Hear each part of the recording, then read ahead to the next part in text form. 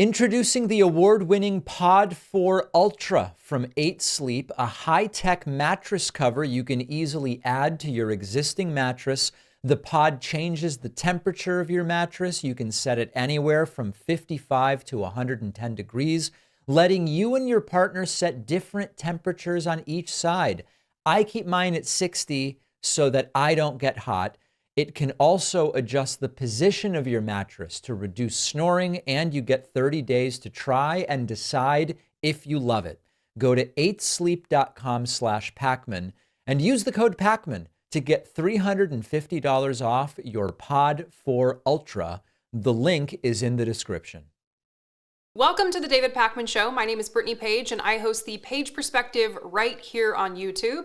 Today, I am the very lucky guest host for David. I'm in Washington, D.C., where Donald Trump and his supporters recently infiltrated our city. I was on the ground covering the Trump events for 2 days, and I will have more to say about that later in this episode. I'm sure many of you, like me, are still reeling from this horrible situation we now find ourselves in, and I hope you're taking time to take care of yourselves while also trying to stay informed. So now let's get into the news for today. I want to start with how the mainstream media is failing to hold power to account. And this is truly a wild example from the New York Times going full big strong guy on us. We've all heard this term by now, sane washing. I think the first time that I heard it was from Aaron Rupar, but I'd love to know where you first heard it. Sane washing refers to what we see all the time from mainstream media, this attempt to make Donald Trump and his unhinged behavior seem not so unhinged. And we're going to start with this image. This is the first thing I saw when I woke up and opened my New York Times app to check what they were highlighting as the most important and relevant news of the day.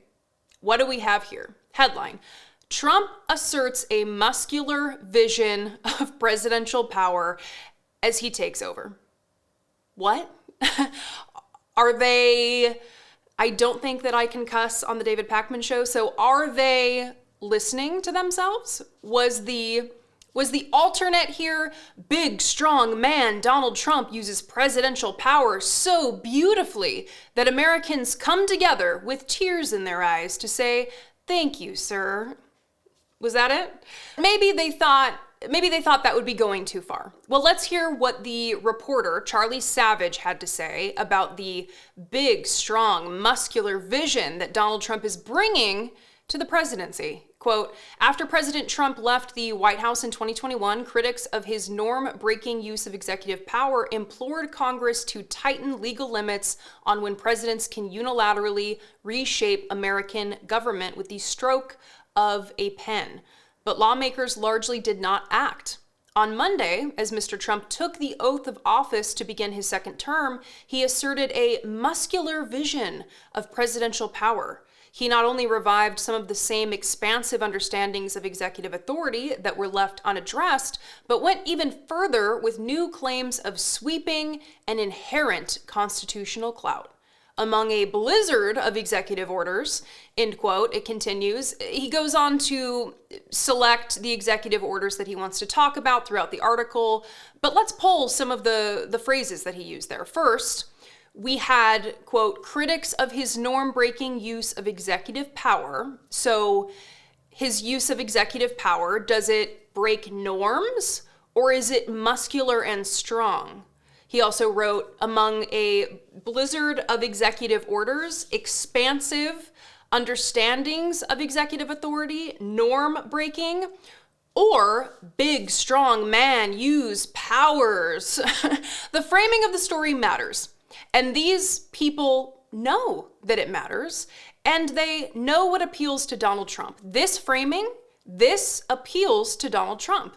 And honestly, all I could think of when I was reading this line about Trump asserted a muscular vision of presidential power in the context of his countless executive orders was this moment from the signing of one of those orders just the other day.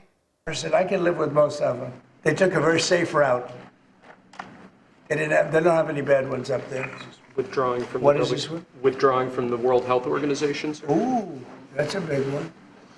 One, he doesn't even know what he's signing and has to ask what it is. Two, once he learns what it is, he says, ooh, that's a big one. And I'm not going to spend the next 4 years playing these clips and telling you all that this man is an idiot.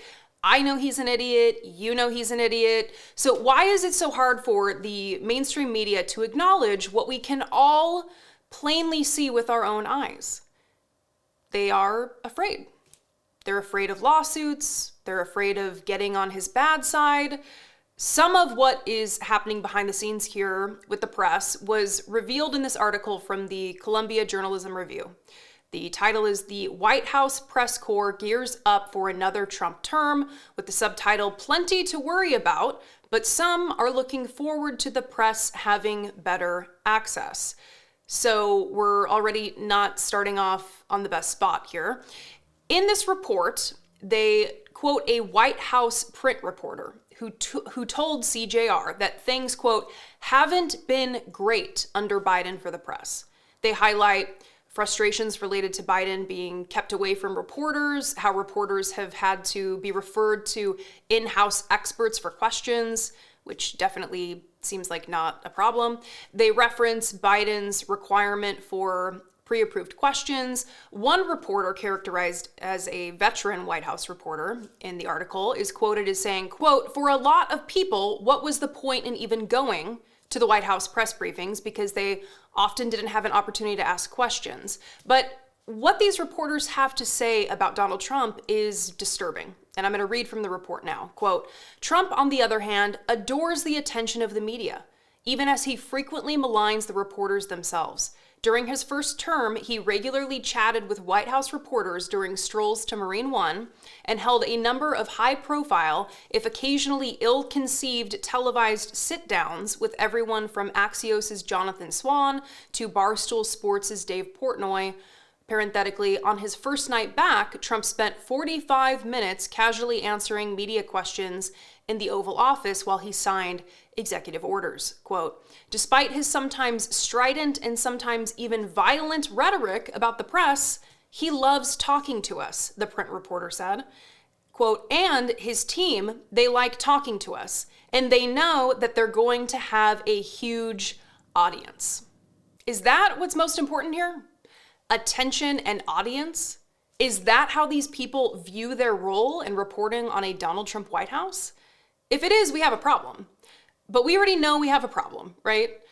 Here's what's scary about all of our main sources of information being captured by the fascists, the billionaires, the far right, the people who just want attention. They want to eliminate objective truth. They want to eliminate media literacy. They want everyone so scared, so confused, so bombarded with lies and half-truths that they can't keep up with what is true. And not to do an independent media plug, but this is in fact why we need independent media more than ever. Even if it isn't the David Pakman Show or the Page Perspective, my show on YouTube, we need to support independent media, and independent media needs to come together more often to build an alternative to these outlets. Donald Trump has rewarded dangerous people with freedom, and his Republican enablers have hopped right into place defending him, even though it exposes their depravity, the depths of their hypocrisy.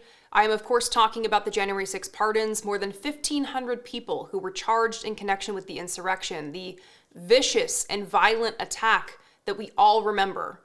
The vast majority of those 1,500 people received full, complete, unconditional pardons. This includes people who were convicted of violent attacks on the cops who were there that day, trying to protect the Capitol, trying to protect both Democrats and Republicans from the attack. And some of these insurrectionists are celebrating by proclaiming that they are headed out to buy guns. Look at this post from the guy we all know as the QAnon shaman, Jacob Chansley, quote, "Thank you, President Trump. Now I am gonna buy some mother effing guns."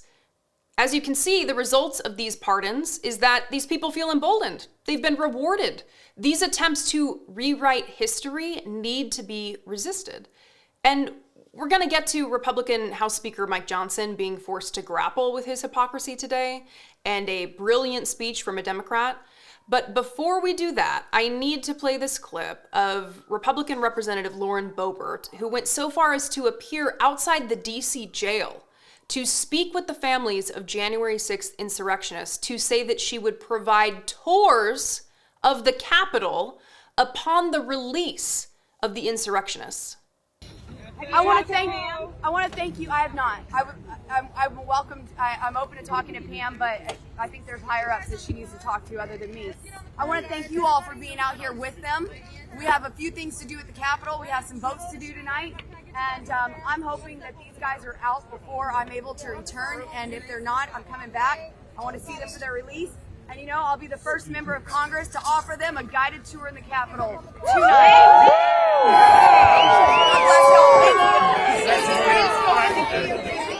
They already had the tour, Lauren. The tour ended with people who were dead, severely wounded, forever traumatized, with feces smeared on the walls, with widespread chaos and destruction. But no, we're now talking about welcoming the insurrectionists back to the Capitol.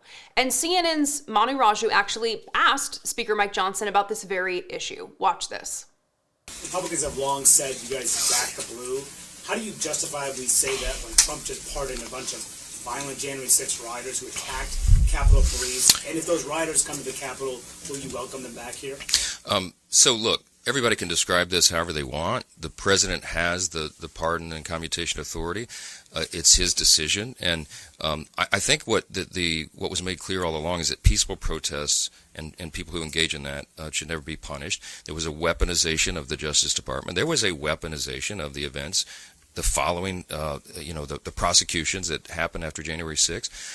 It was a terrible time and a terrible chapter in America's history. The president's made his decision. I don't second guess those. And yes, it's kind of my ethos, my worldview. We believe in redemption. We believe in second chances. If you would argue that those people didn't pay a heavy penalty, having been incarcerated and all of that, that's up to you. But the president's made a decision. We move forward.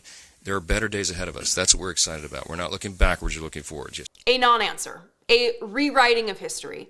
He says he wants to look forward and not back. So then why are House Republicans announcing a new select subcommittee to, quote, continue the investigation of the events preceding and following January 6th? And I just want to ask a question here, and I'm genuinely curious from David's audience. The moral decay required to lie so effortlessly for Mike Johnson to shrug at the question when Manu Raju refers to the violent January 6th rioters. He rolls his eyes. Do you think when Mike goes home at night that he beats himself up? Do you think he ever feels bad about his moral depravity? Like when you mess up at work. I remember when I was a teenager working at a cafe and I closed by myself one night for the first time. And I was so meticulous and made sure I covered all my bases. I went home, I went to sleep, and in the middle of the night, I sprang up in bed and realized I'd forgotten to turn off the nacho chip warmer. And I was panicked, wondering whether I'd be held responsible if the place burned down because I forgot to turn off the nacho chip warmer at closing. Very rational stuff. Doesn't at all give you any glimpse into my neurosis, does it? But do you think Mike ever has those moments? Just sheer panic at the realization that he is a failure. We cannot allow these people to rewrite history, and someone who understands this is Democratic Representative from Massachusetts, Jim McGovern, who spoke on the floor today and highlighted specific cases of violent people who were pardoned by Donald Trump. Here are some of the convicted felons that Trump set free on Monday. Stephen Cappuccio, convicted of 6 felonies, including assaulting a police officer, ripped off Metro police officer Daniel Hodges' gas mask, and at one point during the assault he said, and I quote, "How do you like me now, mother effer?" Pardoned by Donald Trump. David Dempsey, sentenced to 20 years. He stomped on police officers' heads, struck an officer in the head with a metal crutch, and attacked police with pepper spray and broken pieces of furniture. He also attacked a fellow rioter who was trying to disarm him, and he has a demonstrated history of political violence. Pardoned by Donald Trump.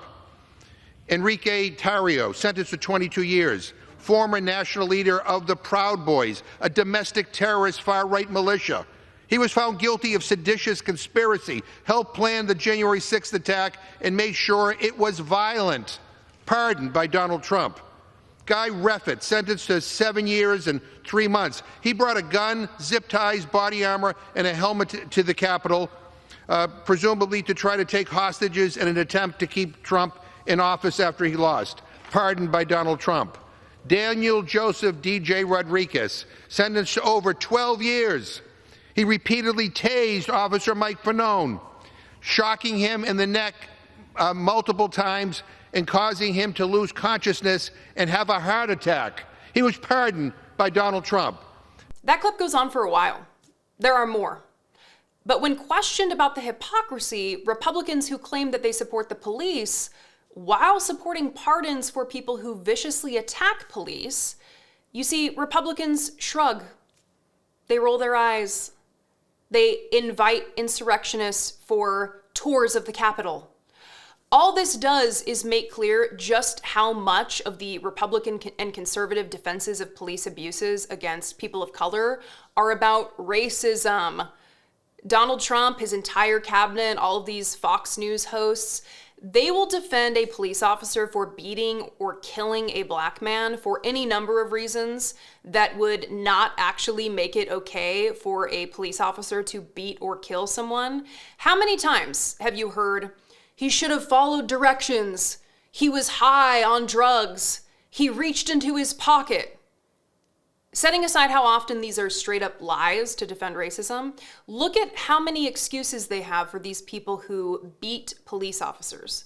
How willing they are to lie and rewrite history for these insurrectionists. This is far beyond not following directions. These people assaulted police officers. And what does Back the Blue say? They give it a pass. We cannot allow them to rewrite what we know to be true. While Republican leaders try to tell you that crime is off the charts and criminals are roaming the streets ready to murder and rob you at any time, and that there are dangerous criminals pouring over our border, Donald Trump's pardon for 1,500 people convicted of crimes during the January 6th insurrection, in some cases, violent assaults, these pardons ensure that there are actually dangerous criminals being released into the streets. And some of the people that walked out of the jails and the prisons across the country following these pardons have already started to talk about what they want for the future. Buying guns, retribution. Let's start with Enrique Tarrio, the leader of the Proud Boys. He's been freed by Trump after being sentenced to 22 years for his role in the January 6th attack. I actually want to read from AP reporting to illustrate the juxtaposition of what he sounded like before sentencing and what he sounds like now. So before he was sentenced, he begged for mercy. Quote, rising to speak before the sentence was handed down, Tarrio called January 6th, quote, a national embarrassment and apologized to the police officers who defended the Capitol and the lawmakers who fled in fear. His voice cracked as he said he let down his family and vowed that he is done with politics. Quote, I am not a political zealot. Inflicting harm or changing the results of the election was not my goal, Tarrio said. Please show me mercy, he said. Adding, quote, I ask you that you not take my 40s from me. U.S. District Judge Timothy Kelly, who was appointed to the bench by Trump, said Tarrio was motivated by, quote, revolutionary zeal to lead the conspiracy that resulted in, quote, 200 men amped up for battle, encircling the Capitol. Noting that Tarrio had not previously shown any remorse publicly for his crimes, the judge said a stiff punishment was necessary to deter future political violence. His voice cracked when he said he was done with politics. This was in September 2023. And what about now? Now that he's been freed from prison by Donald Trump? Is he immediately appearing on Alex Jones's show calling for retribution? The answer is yes. In the words of Pam Bondi, the investigators need to be investigated and the prosecutors need to be prosecuted. Okay, we can't let this go on. We can't do business as usual. And I think the president is going to do a fantastic job of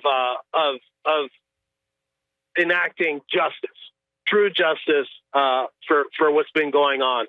And success is going to be retribution.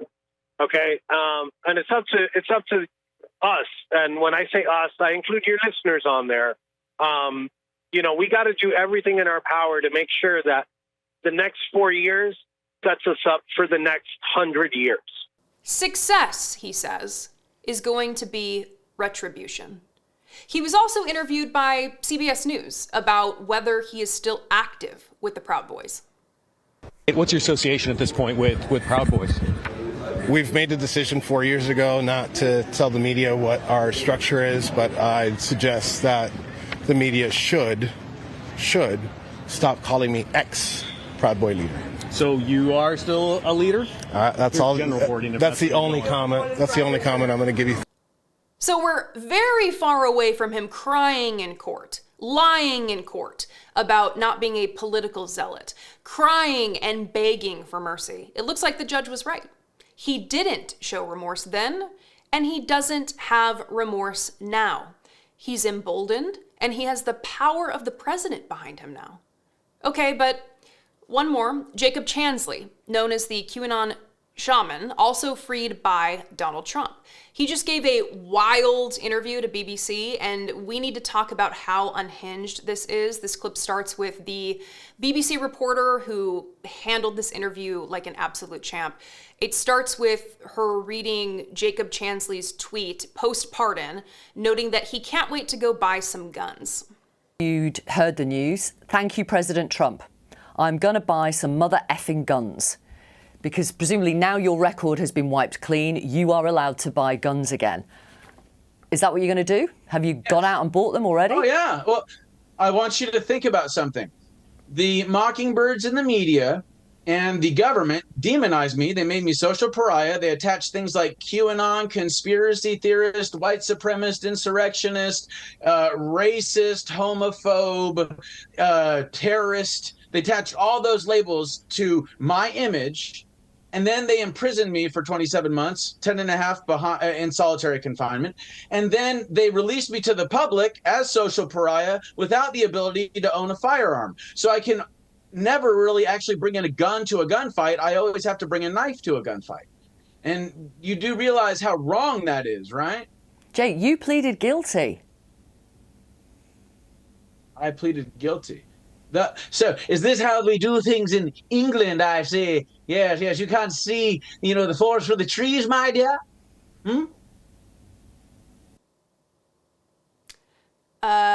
Horrific attempt at a British accent aside, this man is genuinely scary. He seems eager for violence. He's concerned about being armed, planning for future fights. I mean, do you feel safer with these men walking the streets? And what does Trump reportedly want to do now? He wants to invite the people that he's pardoned to the White House. Let's listen to this reporting from CNN. So I'm told, according to two sources who are familiar with some of these discussions, that essentially some Trump administration officials have had discussions over potentially inviting the people that Donald Trump pardoned on Monday, the January 6 convicts. Unclear exactly who he's thinking about, if it includes just the people he pardoned or also those who he commuted the sentences of, including Oath Keepers and Proud Boys. But there have been discussions about having them come to the visit for a White House and a potential meeting with Donald Trump. Now, as you mentioned, Dana, it's still unclear in my conversations. They said it's unclear if this is even going to happen. It is under consideration. We have talked about it.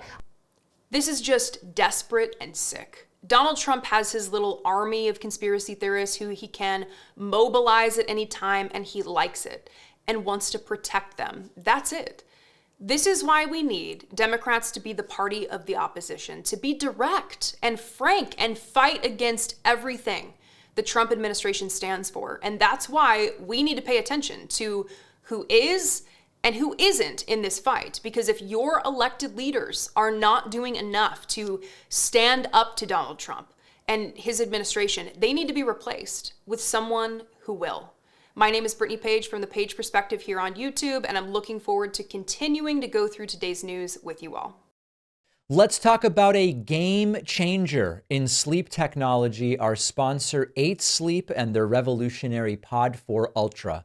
The Pod is a high-tech mattress cover, and you can easily add it to your existing mattress. You can cool or heat your mattress based on your preferences and even elevate your head if you snore. I run hot. I hate getting hot when I sleep.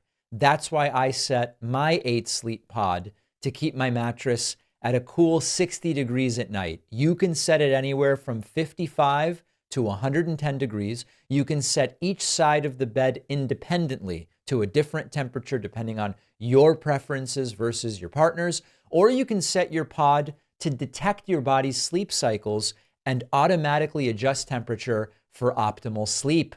The pod can also detect when you're snoring and automatically adjust the position of the bed to reduce or even stop the snoring. This can be a huge factor in how rested you will feel the next day, and your sleeping partner will thank you bigly.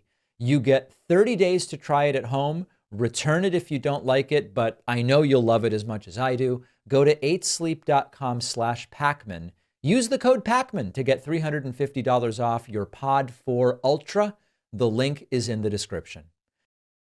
Welcome back to the David Pakman Show. My name is Brittany Page from the Page Perspective right here on YouTube. I am David's guest host for today. Thank you to David and his wonderful team for having me back again. I am excited to get into all of the headlines with you today. Maybe excited isn't the right word because I think we're all collectively experiencing existential crisis and terror and dread, but I am excited about joining with you all to get through it together. How about that? Hopefully you're finding a way to balance your need to stay informed with your need to protect your sanity. And maybe on that note, we will start with Jamie Raskin, an inspiring figure in the Democratic Party who is showing himself as one of the few who are ready and willing to stand as the opposition to Donald Trump and his new administration. He gave an important opening statement at the subcommittee hearing on immigration enforcement, specifically calling out Republicans who are silent as Donald Trump attacks the Constitution they claim to love so much. Donald Trump is keeping one of his campaign promises in that he issued an executive order to end birthright citizenship, the guarantee that children born in the United States are citizens regardless of the status of their parents. But this executive order is far from becoming anything other than a little proclamation from Trump's desk. Attorneys general from 22 states have already sued to block Trump's move. And this is what I've been saying for a long time, that the reality of Donald Trump as president is scary. It's terrifying. But he isn't a God king, and there are actions that can be taken to slow or stop the horror train. We can't throw up our hands and say this is the end, or it will be the end. We have to keep fighting. And thankfully, Jamie Raskin is not throwing up his hands. As Donald Trump goes all in on his racist and bigoted agenda, Jamie Raskin, his opening statement at the subcommittee hearing on immigration enforcement, is a reminder that we must keep fighting. Believable that a lot of my friends on the other side of the aisle are sitting by idly while Donald Trump proposes by executive order to destroy Section 1 of the 14th Amendment, which establishes that everybody born in the United States is a citizen of the United States. And yet they just let that go.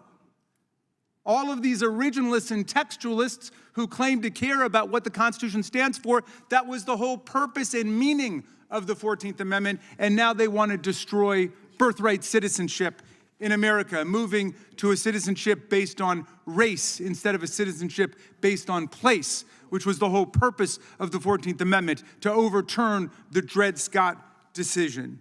Well, we're obviously going to have some differences moving forward because they don't want real solutions. They just want to demagogue the immigration issue. That doesn't move America forward. It's just like they demagogued the issue of inflation. They said they were going to bring down prices in rent, in utilities, energy costs. They said they were going to bring down the price of groceries. Not a single peep from them about that on day one. No, it's just about releasing all the violent insurrectionists, the Proud Boys and the Oath Keepers who are out there today saying that they want revenge.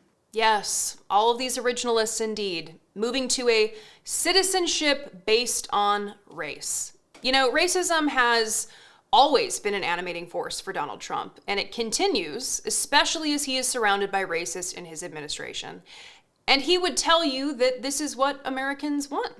They voted for him. He won the popular vote. This is what they want. I would tell you that many Americans don't actually understand what they've done here. And that doesn't absolve them, but I think it speaks to the ignorance that keeps evil upright. People don't know how bad things can get. And one of my favorite columnists is Adam Serwer, who writes for The Atlantic. And he has a new piece titled, quote, "The attack on birthright citizenship is a big test for the Constitution." And in it, he writes, quote, "Adopted as part of the effort to purge the United States of the legacy of slavery, birthright citizenship, with which the 14th Amendment begins, remains an eloquent statement about the nature of American society. A powerful force for assimilation of the children of immigrants and a repudiation of a long history of racism," the historian Eric Foner writes in The Second Founding, A History of the Civil War Amendments. Though he is cautious to note that these principles were not always respected by the government, Jim Crow and Japanese internment being obvious examples. Birthright citizenship was, quote, "a dramatic repudiation of the powerful tradition of equating citizenship with whiteness, a doctrine built into the naturalization process from the outset and constitutionalized by the Supreme Court in Dred Scott," end quote. So naturally, Donald Trump and the racist devil on his shoulder, Stephen Miller, are going all in on birthright citizenship. Adam Serwer also addresses Stephen Miller in this article, quote, "In emails with conservative reporters, Trump's point man on immigration, Stephen Miller, praised articles attacking the 1965 repeal of racist restrictions on immigration that had been passed in 1921 and were intended to keep out non-white people, Southern and Eastern Europeans, and Jews. These laws again redefined American citizenship in racist terms and helped inspire the Nazis. The end of those restrictions meant that more non-white immigrants were able to gain citizenship in the United States, a phenomenon conservatives have dubbed a great replacement, borrowing a concept from white supremacist sources. That the Trump coalition now includes people who would have been shut out by Miller's preferred immigration policies does not change the fact that Trump's immigration advisors view the decline of the white share of the population as an apocalyptic occurrence that must be reversed. It is no accident that this project begins with the nullification of constitutional language guaranteeing citizenship regardless of race or country of origin. And if you take all of Donald Trump's actions on day one together, you really get the message he's trying to send. And if you take all of those actions combined with Elon Musk's Nazi salute behind the presidential seal, you really get the message that they are trying to send. And the disturbing thing is Republicans will fall in line. Jamie Raskin can call them out for claiming to respect the Constitution and calling themselves originalists while simultaneously falling in line and deciding how they feel about the Constitution based on how Donald Trump tells them to feel about the Constitution. It's never been more clear. And I know so many people are feeling hopeless and fearful right now, particularly if they belong to an immigrant community or have loved ones whose status puts them at risk under this racist administration. Some important resources that I'm going to flash up here are the Immigrant Legal Resource Center, Borderless Magazine, which has a guide related to knowing your rights. And this article I recently read in Teen Vogue, quote, "ICE watch programs can protect immigrants in your neighborhood. Here's what you need to know. Please take care of yourselves and your community. We're going to need each other." So Donald Trump invited Sean Hannity to the very disgustingly gold Oval Office for a sit-down interview. Given that it is Sean Hannity and Fox News, our expectations here are that the interview is basically a cuddle session, with Sean whispering sweetly into Donald's ear that he is a big, strong man who can do no wrong and who makes all of the best decisions. We might even expect that they get so into it in this cuddle session that Sean accidentally calls Donald Ainsley. And that's about how the interview goes, starting with the big questions like, how did it feel when Donald Trump walked back into the Oval Office for the first time? Let's talk about the moment you walked back in this office, this desk, this room, your carpet. How'd you feel? Well, it was a lot of work. And as you know, I felt that we shouldn't have had to necessarily be here.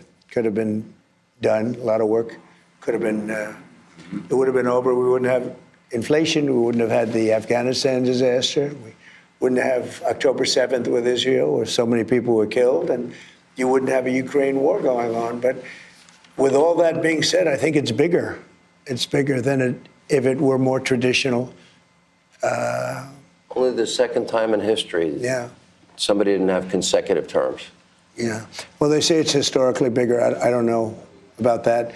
But I can say it showed us a couple of things. It showed us that the radical left, their philosophies and policies are horrible.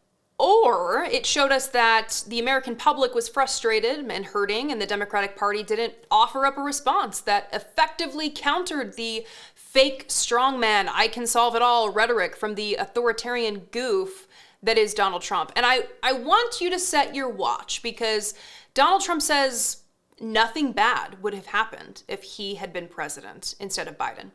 Watch what does happen when bad things start happening while he's president, because bad things always happen. It's inevitable.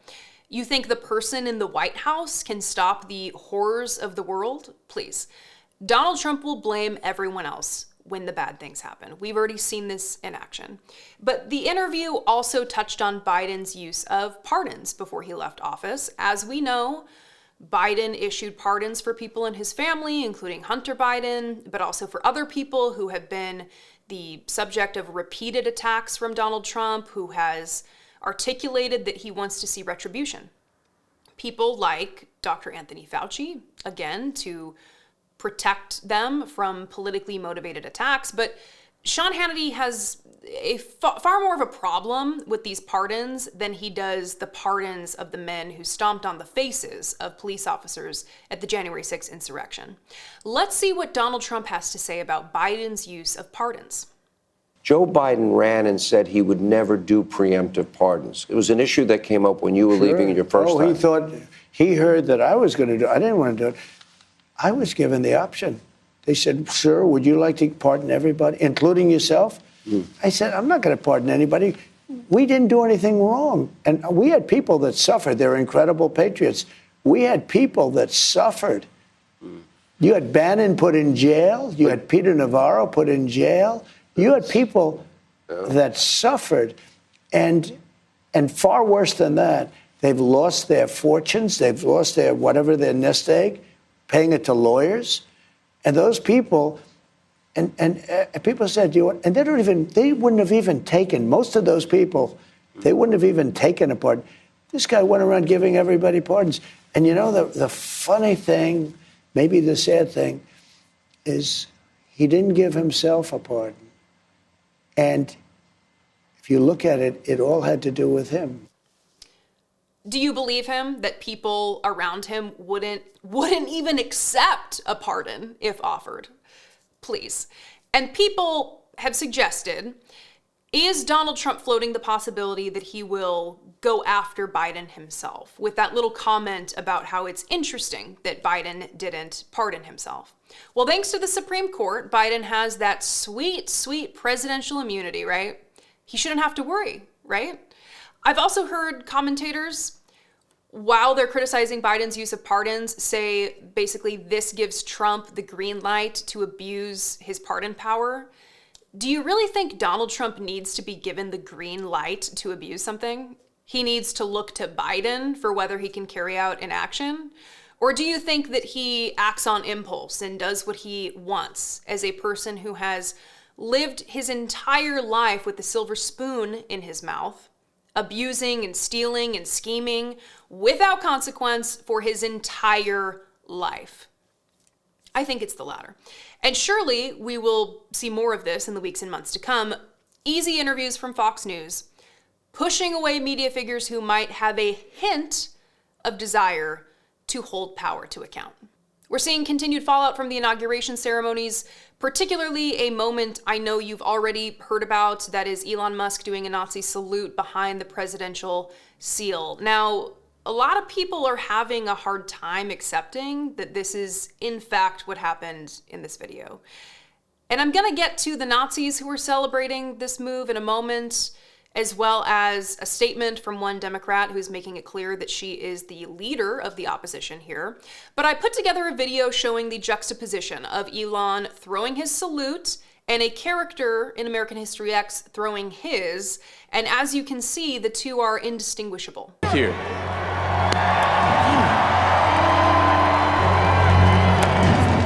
It's like Elon was auditioning for the role of a Nazi in American History X, except that he wasn't auditioning, and this isn't fake, this is real. And he's been attached at the hip like a child to our new president, Donald Trump. But why are so many people doing the mental gymnastics to pretend that they aren't seeing what we're seeing? Donald Trump has a long history of making racist statements, holding racist beliefs, generally being a racist. Elon Musk has done the same. Some of his first actions when he took over Twitter, in fact, was to bring the racists back to the digital town square, presumably because he felt their voices were so important that they, just needed to be included. One of those is Nazi Nick Fuentes, who is still on Twitter. Nick Fuentes, lover of racial slurs, denier of the Holocaust, dining companion of the President of the United States, Donald Trump. He was positively giddy over Elon's Nazi salute. Watch this clip from Right Wing Watch. And then the straight up, that was a serious Roman. It wasn't even like a subtle, like a wave, like one of these, like a Laura Ingraham. Remember when Laura Ingraham did that? That was a straight up Sig Heil, loving Hitler energy. that was like a straight up with intensity Roman salute. So when the salute looks exactly like a Nazi salute, and it's also from a guy who appears to have Nazi sympathies given who he platforms and the things he says and believes and posts online, and when the actual Nazis are giddy with praise, can we finally accept that it was a Nazi salute? Or many media outlets did the both sides thing where they said the salute sparked a debate over the meaning of a hand gesture. And then there was the Hollywood Reporter with this, quote, "Sometimes a Nazi salute is a Nazi salute." Okay, Hollywood Reporter, I see you. Leave it to AOC, though, who went on Instagram to do one of her debriefs, and boy, are we going to need these debriefs. She has become one of the top Democrats out there leading the opposition to Donald Trump's administration, and I cannot say enough about how much I appreciate it. Here she is reacting to the Elon Nazi salute. This is the United States of America. And I don't care what Elon Musk is doing behind a presidential seal. In this country, we hate Nazis. Kind of like a foundational defining thing. Two of probably the most foundational defining things about American history is that we beat the Confederates and we beat the Nazis. And I don't know what side people may be on today, but I still am not rocking with anyone sympathetic to Nazis. And I will do that until I am 6 feet in the ground. Kind of foundational to me as a human being. And so if you're cool and want to defend the Sig Heils and the Nazi salutes, all the whatever you want to do, that's on you. I'm on the opposite side of that. I'm not with the Nazis. How about that? But it's very important for us to assert these things. Now, I haven't felt very patriotic lately. For a long time, actually. Have I ever felt patriotic? I don't know. But watching that, I was ready to go out and get some American flag gear, possibly an American flag tattoo. That would be wild, my first tattoo, and it's an American flag. But she is so right. A foundational defining thing in America is we hate the Nazis. Where are the patriots? This is their foundational defining principle. Now, most of you don't know who I am. My name is Brittany Page. As a reminder, I host the Page Perspective right here on YouTube, which you can subscribe to for free. But I was raised in the white power movement. My parents moved me from California to Idaho to be closer to Aryan nations in the 90s.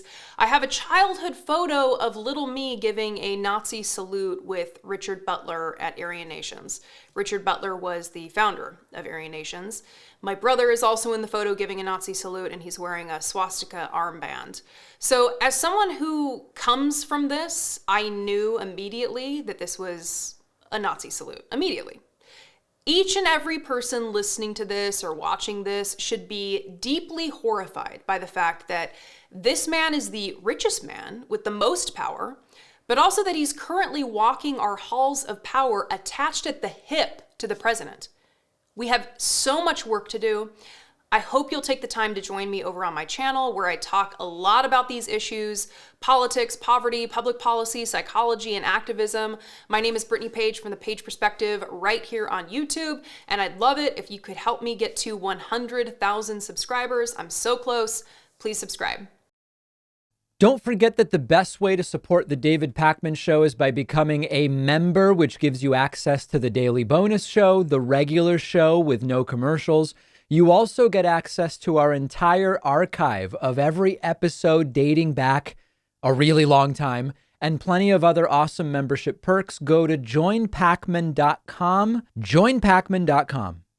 Welcome back to the David Pakman Show. My name is Brittany Page, and I am the lucky guest host for David today. I have my very own YouTube channel where I talk about public policy, poverty, social justice, and many, many other things. I'd love it if you would join me over there. I'm just about 5,000 subscribers away from 100,000, so you could be the lucky 100,000 subscriber. So I was checking the Fox News YouTube channel, to speak of another YouTube channel, to see what they've been posting about since Donald Trump's election, and I came across this video title: Judge Jeanine reacts to woke bishop. Where's the separation of church and state? I mean, honestly, wow. Where is the separation of church and state? Is this something you guys care about now? What about all of those radical Christian nationalist judges who are working overtime across the country to restrict reproductive rights? What about Samuel Alito's Christian nationalist flag and the constant stream of arguments from Republicans that are centered directly on their own personal Christian beliefs? Jeanine Pirro does not care about the separation of church and state. If she did, she would not support Donald Trump, who has an administration full of Christian nationalists. Now, Donald Trump has only been in office for like 3 days, and already he is mobilizing his supporters against a Christian bishop. We'll get to how the Fox hosts are joining the chorus, amplifying the hate against this bishop, who already said in an interview on CNN that she's receiving communication from Trump supporters that is not kind. We can only imagine what threats are contained in those communications. But this bishop, the Right Reverend Marianne Edgar Buddy, Bishop of the Diocese of Washington, asked Trump to be kind. That's basically it. And the right is attacking her endlessly for it. I'm going to play the part where she spoke directly to Trump. And I'm playing it for context, but also because it's kind of refreshing. It's like a refreshing balm amid the terrible onslaught of everything that we're dealing with. So here she is. Let me make one final plea, Mr. President. Millions have put their trust in you. And as you told the nation yesterday, you have felt the providential hand of a loving God. In the name of our God, I ask you to have mercy upon the people in our country who are scared now. There are gay, lesbian, and transgender children in Democratic, Republican, and independent families, some who fear for their lives.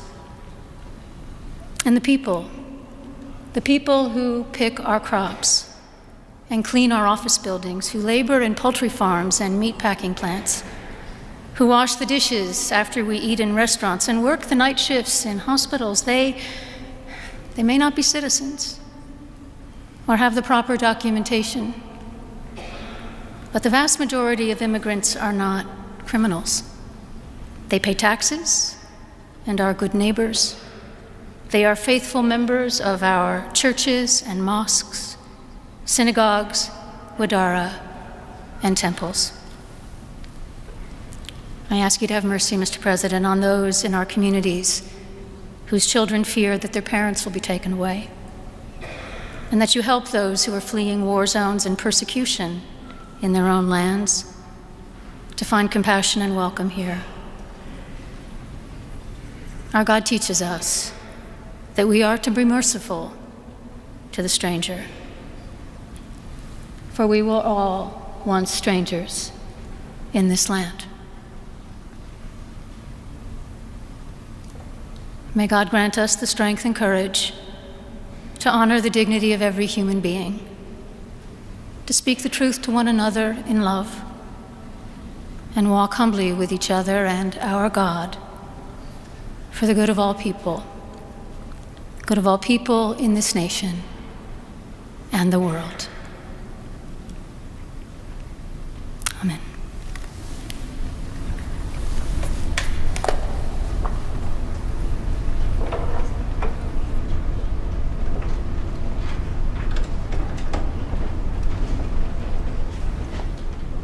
Could not be more kind, could not be more gracious. It was healing just to hear that. And now Donald Trump and Fox News, because they cannot accept that Donald Trump is a hateful, bigoted man who was gently reminded to take seriously the power that he has over others, they're joining together to attack the bishop. But what this woke bishop didn't count on is that President Trump is one heck of a counterpuncher. 47 going scorched earth on the nasty clergywoman, calling her service boring and uninspiring, and adding that she and the church owed the public an apology. And no surprise here, the woke bishop is capitalizing on her newfound fame, making all the stops to liberal outlets like CNN, and then worshiping with the 5 disciples of The View.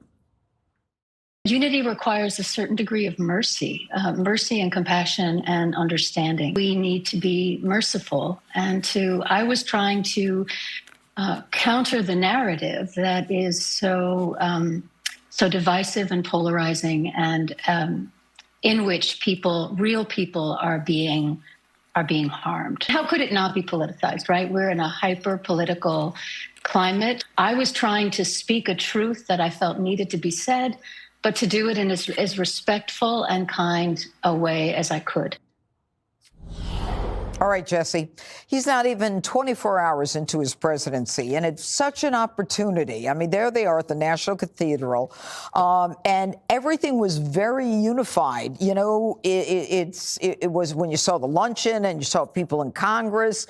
I mean, it was a unity event, and it was stained by this bishop. She calls her a nasty clergywoman, echoing Donald Trump. You know, I love the part of this clip when they play a portion of the bishop's appearance. I think it was on The View, when she's saying, we need to be merciful. And the Fox News Chiron reads, woke bishop doubles down on Trump attacks. How is it an attack for someone to remind you that you hold enormous power over others and that people are afraid and at risk because of your policies, your words, your positions? It isn't. Imagine being a nearly 79-year-old man and having lived a life so removed from accountability that it feels like a brutal beating to be told to be considerate of others. Donald Trump thinks that she should apologize. Apologize for what? Asking for mercy and compassion for others? What is wrong with these people? Also, Jeanine Pirro trying to say that everyone is so unified right now. No, we're not. No, Trump is signing bigoted, racist executive orders, and we're over here trying to figure out how to get through the day while our friends and neighbors are daily being put at risk because of the political decisions being made by your president. One headline that I found that I really liked is this one from the Associated Press. Episcopal bishop says she'll continue to pray for Trump, who lashed out at her over viral sermon. You know how it can feel passive-aggressive sometimes when someone says they'll pray for you? Like there is a way that can be said to you and it feels passive-aggressive. I like to imagine that that's how the bishop meant it in this context, but I know that's not the case because she seems like a genuinely compassionate person who is in the line of fire right now. How do I know? Well, I read an article by Jack Jenkins published after all of this controversy where he talked about how the people around the bishop are afraid for her safety, given how vitriolic the communications have been from Donald Trump supporters. And she said she's more concerned about the LGBTQ+ and immigrant communities she spoke of in her sermon. Quote, "The people who are in danger are the people who fear for their lives and their livelihood," she said. "That's where the focus should be." Wouldn't it be great to have a president who cared about people? Maybe next time. The confirmation hearings for Donald Trump's cabinet picks continued with Russell Vought, Trump's nominee to run the Office of Management and Budget. You may know the name Russell Vought. Actually, it's Vote, not Vought. Vote. And if you do, you may know it because Russell is the co-author of Project 2025. Remember that thing that Donald Trump said he knew nothing about? In Vote's confirmation hearing, he wouldn't answer questions about whether he's played a role in all of the new Trump executive orders. And he wouldn't answer questions about, well, much of anything from senators who were pressing him on serious issues. I was particularly happy to see Senator Tim Kaine go after a line of questioning that appeared to be based on reporting from ProPublica. This article, quote, "Put them in trauma inside a key MAGA leader's plans for a new Trump agenda." Reading briefly from this reporting, quote, "A key ally to former President Donald Trump detailed plans to deploy the military in response to domestic unrest, defund the Environmental Protection Agency, and put career civil servants in trauma in a series of previously unreported speeches that provide a sweeping vision for a second Trump term. In private speeches delivered in 2023 and 2024, Russell Vought, who served as Trump's director of the Office of Management and Budget, described his work crafting legal justifications so that military leaders or government lawyers would not stop Trump's executive actions. He said the plans are a response to a, quote, "Marxist takeover of the country," likened the moment to 1776 and 1860 when the country was at war or on the brink of it, and said the timing of Trump's candidacy was, quote, "a gift of God." Unhinged, as expected. But also, you probably picked up on the piece there that Vought was already the director of the Office of Management and Budget. So Trump's denials about Project 2025 are even more apparent as lies. Senator Tim Kaine had another line of important questioning that I want you to hear. And this is specifically about Russell Vought's previous writings as president of the Center for Renewing America, where he wrote a budget proposal with the title, "A Commitment to End Woke and Weaponized Government." Watch Tim Kaine's brilliant effort here, trying to get Russell Vought to explain to us all what it means by a woke and weaponized government. You were the president of the Center for Renewing America, and the think tank produced a 2023 budget proposal calling a commitment to end woke and weaponized government. Do you remember that? Yes, Senator. And that's the correct title? Yes, Senator. It's 104 pages of details to end woke and weaponized government, and it proposes deep cuts to the SNAP program. Is providing nutrition assistance to low-income kids woke and weaponized? Senator, I'm not here to talk about the budget that the center put out. I'm here on behalf of the president. Yeah, but you just said you did that. I want to know what's woke and weaponized about providing food assistance to low-income kids. Well, again, I'm not here on behalf of my center, on behalf of the president. I know that, but this is your work product. I mean, you can say it's not woke and weaponized, or you can tell me why it's woke and weaponized. I don't think SNAP programs or benefits for kids are woke and weaponized. Do you agree with me? When we refer to the federal government being weaponized, we're referring to bureaucracies that. Okay, so you're not in. You didn't include SNAP. You proposed to cut SNAP, but you're not saying it's woke and weaponized. Again, I am not going to answer questions about the Center for Renewing You America's proposed products. deep cuts to Pell Grants Is helping kids pay for college and helping their families, is that woke and weaponized? Again, I'm not here to defend the Center for America's I get it that you're not here to defend that work product, and I can understand why. You propose deep cuts to Medicaid for millions of low-income families. Why is that woke and weaponized? You propose undermining health insurance. Why is that woke and weaponized? Eliminating tenant-based rental assistance. Why is that woke and weaponized? Eliminating the low-income housing energy assistance program. This was all in your document about ending woke and weaponized government. Okay, let's see. We want to traumatize federal employees, and then we want to take all these programs that help everyday people who are struggling and cut them because they're woke and weaponized. Those are your words, not mine. From the fullness of the heart, the mouth speaks. I yield back. He refuses to answer because his answers would be a problem. He knows that. He says when we refer to government being weaponized, we're referring to the bureaucracy. No, Russell, you want to take away essential public assistance from our nation's most vulnerable. If you haven't, I would recommend you check out the detailed analysis put forth from the Center on Budget and Policy Priorities. The title of this article is House Republican Agendas and Project 2025 Would Increase Poverty and Hardship, Drive Up the Uninsured Rate, and Disinvest from People, Communities, and the Economy. This report makes clear just how eager Russell Vought and his fellow Republicans are to make life more difficult for the poor and the working class, while his rich buddies get all of the payoff. And if that sounds like something you'd like to hear more about, I talk about inequality and poverty all the time over on my channel. Search Brittany Page and look for the Page Perspective right here on YouTube. If you value what we do at The David Pakman Show, remember to support us on Patreon. Go to patreon.com/David Pakman Show, where you can get access to behind-the-scenes videos, the daily bonus show, the commercial-free daily show. You can support the show for as little as $2 a month. Check it out at patreon.com/David Pakman Show. Welcome back to the David Pakman Show. I am the lucky guest host for David today. My name is Brittany Page. I host the Page Perspective right here on YouTube. If you've enjoyed my guest host run here, I would love to have you over on my channel. I am so close to 100,000 subscribers, and you could be the lucky one to push me right over the edge. Even if you didn't enjoy me as guest host, feel free to pop over to the channel. You know, those hate views and those hate comments, they help the algorithm too. We can't get away from the impact of the January 6th pardons, it seems. There are family members of January 6th insurrectionists who now fear for their lives, as their ex-husbands or fathers have now been released from jail or prison.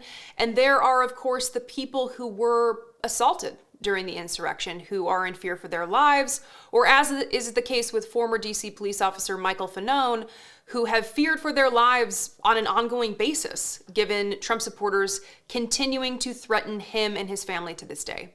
This is the most compelling interview I've heard in a long time. It was moving, it was emotional, it's powerful. You can hear the pain and the fear, and I think it's really important that we listen to this. I'm going to break it up into a few clips. I'm going to play a couple different clips, but let's hear the main message that Michael Fanone wants us to hear. And let's talk about who these individuals are, because I want the American people to understand fully. You know, I want every person that comes on CNN and defends these pardons to understand who these individuals were. They are Daniel Rodriguez, an individual who applied a taser device to my neck while I was being restrained multiple times. Daniel Rodriguez admitted his conduct, pled guilty, and was sentenced to 12.5 years in prison. He is now free. Kyle Young pled guilty, admitted that while I was being restrained, assaulted, and beaten, he attempted to remove my gun from its holster, all while individuals were telling him to kill me with my gun. Thomas Civic, who stripped me of my badge and radio, again, while I was being assaulted and restrained. And Albuquerque Cosper Head, who grabbed me around the neck, pulled me off a police line out into the crowd of these violent insurrectionists, allowing this assault to take place while he yelled out I've got one. These are violent criminals whose conduct on January 6th, many of whom pled guilty to and were sentenced to lengthy jail sentences. They are all now free. Make no mistake about it. I am less safe. My family is less safe because of what Donald Trump and the American people who supported him have done.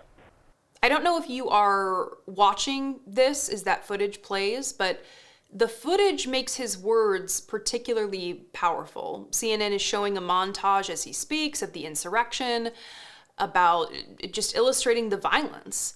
And it's while he's talking about the violence. So while Republicans attempt to tell us that we can't believe our eyes, what we know to be true, it helps to see it right there. And I think what he said, that he feels less safe, that his family is less safe. Frankly, we're all less safe. Anyone who is a resistor, anyone who stands against oppression, anyone who wants to challenge these racists and fascists in public, Donald Trump spends so much time trying to convince us that he is the law and order president while sending these people into the streets to regroup and find each other again. And what I appreciate about Michael is he doesn't just keep the focus on himself. He gives us his insight into what this means for the American public moving forward. I mean, listen, these are individuals who assaulted law enforcement officers at the behest of Donald Trump, the president. They are now free. Donald Trump has told the American people, if you commit crimes on my behalf, I've got your back. I will pardon you. I will absolve you of any accountability. What message do you think that sends to Donald Trump's supporters? People like the Proud Boys, the Oath Keepers, the Three Percenters, these violent anti-government groups who Donald Trump has brought into his inner circle. It says, go out there and assault my detractors. Go out there and silence those that would stand up against me, and I will make sure that you are never held to account. Now, I will tell you, hearing these words really shifted my perspective. I was on the ground for inauguration events here in DC, and I came face to face with the Proud Boys twice. At the time, I didn't think of danger. Part of that is the privileges I have. I'm a white woman. I'm not exactly a target of the racist Proud Boys, right? I also had my snow boots on, so I was over 6 feet tall because I am a tall lady, and that made me taller than 90% of the Proud Boys. So danger didn't really cross my mind. But hearing Michael Fanone talk about this, I realized that yes, this is the point of the pardons. Trump wants us to be fearful, to be wondering, will he take up for his racist, fascist supporters if we attempt to express opposition in public? And that's scary because we need resistors. We need people who are willing to be the opposition. But Pamela Brown, the CNN host, had a specific question for Michael here, this time about the founder of the Oath Keepers, Stewart Rhodes, who was also released from prison. Let's watch that portion of the interview. I believe we have sound from the Oath Keepers leader, Stewart Rhodes, who spoke after he was released from prison. I want to listen to that and then get your reaction to that on the other side, Michael. So let's listen. Any regrets? No, I don't, because we did the right thing. We were there to protect Trump supporters from Antifa. We were there to protect and secure 2 permitted events on Capitol grounds where members of Congress were going to speak. The guys that went inside did not commit any crimes. In fact, they helped people. They helped the police and helped the people out. He says he has no regrets. What do you say, Michael? Yeah, I mean, this is what I would say to Stewart Rhodes. Go fuck yourself. Okay. You're a liar.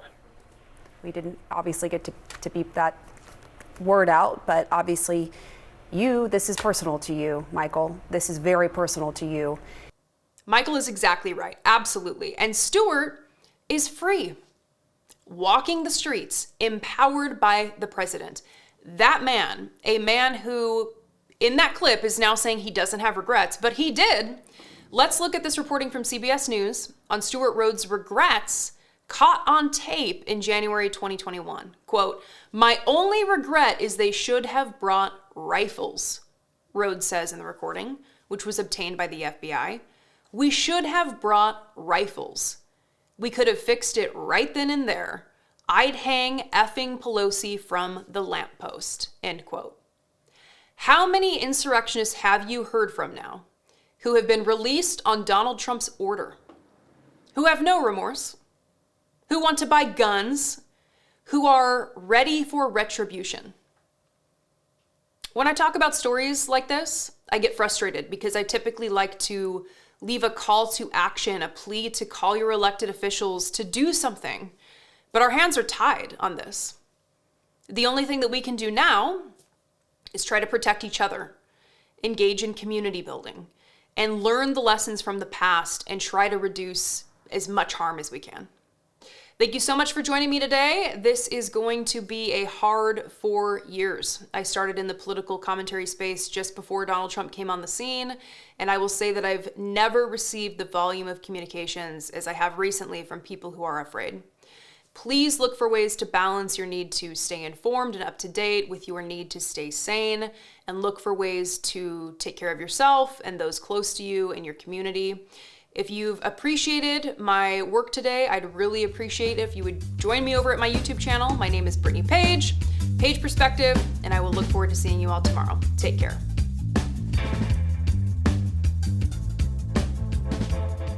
Thanks a lot for watching today's show. I just want to take a second to tell you about today's sponsors. Introducing the award-winning Pod 4 Ultra from 8 Sleep, a high-tech mattress cover you can easily add to your existing mattress. The Pod changes the temperature of your mattress. You can set it anywhere from 55 to 110 degrees, letting you and your partner set different temperatures on each side.